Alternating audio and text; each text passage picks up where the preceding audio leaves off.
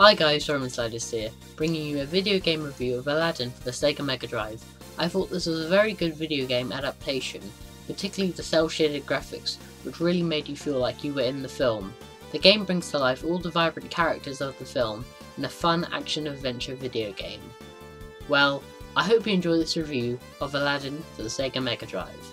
Aladdin is an action-adventure video game released in 1993 based on the 1992 animated Disney film of the same name.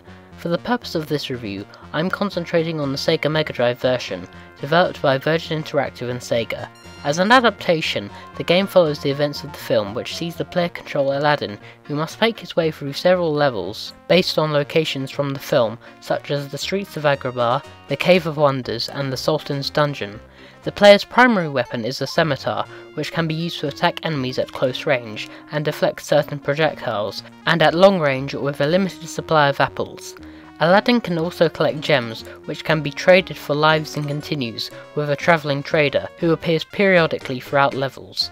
Finding Genie or Abu icons enables players to enter bonus rounds. Genie rounds are games of luck, played for apples, gems, extra lives and continues, until the player runs out of Genie tokens or lands on a Jafar space. The Abu rounds consists of the player controlling Abu himself, who has to catch bonus items that fall from the sky, without touching any of the unwanted objects like rocks and pots. The Mega Drive version of the game is notable for its cel-animated art style, which was produced by Virgin Games USA development studio, which consisted of many members like David Perry and Mike Dietz, who would later form Shiny Entertainment and work on a number of games including Earthworm Jim. Disney animators worked on the Mega Drive version and achieved the cartoon look of the game through the use of the Digicel process, developed at Virgin Interactive, which compressed the data from the animators' drawings into the limited data storage capacity of the Mega Drive cartridges. Growing up, this was one of my favourite games to play, although I could only play this game at my friend's house and had to make do with the Super Nintendo version, until I got a Mega Drive of my own in the mid-90s. That's right, I had a Super Nintendo and a Mega Drive, which at the time not many people had. The game captures the imagination and outlandish humour of the film and is a very enjoyable side-scroller action game. However, the game is very hard, and you could lose lots of health easily, which always kept you on your toes. One of the levels I remember the most is the magic carpet chase through the Cave of Wonders. This level was a real test of your reflexes, as you had to dodge rocks while you got progressively faster and faster.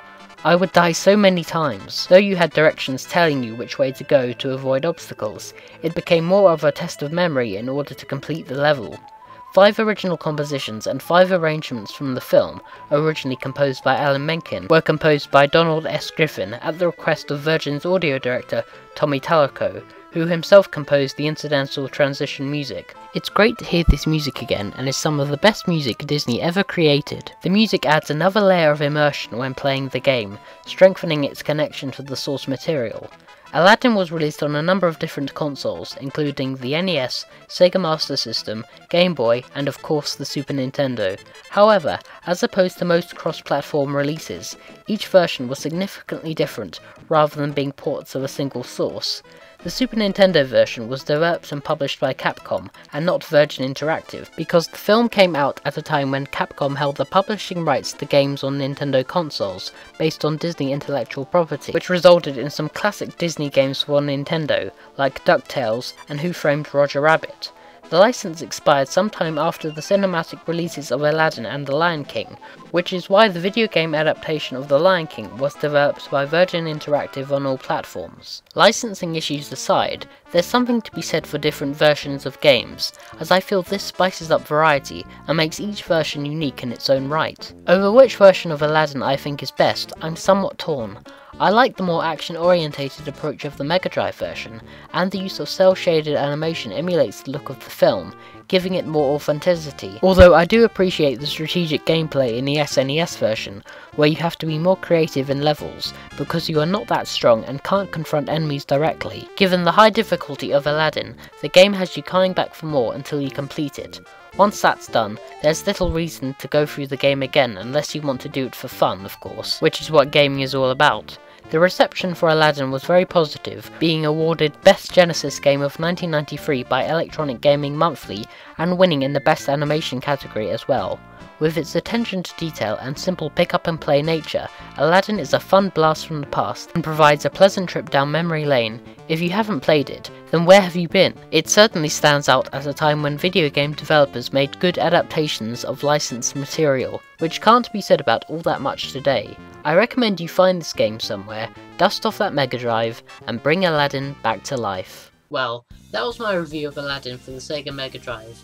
If you liked what you saw, please leave a comment in the section below, as I'd like to hear your thoughts and opinions on Aladdin. Hit the thumbs up button and, if you like my work, please visit my channel and subscribe. Until next time, peace out guys.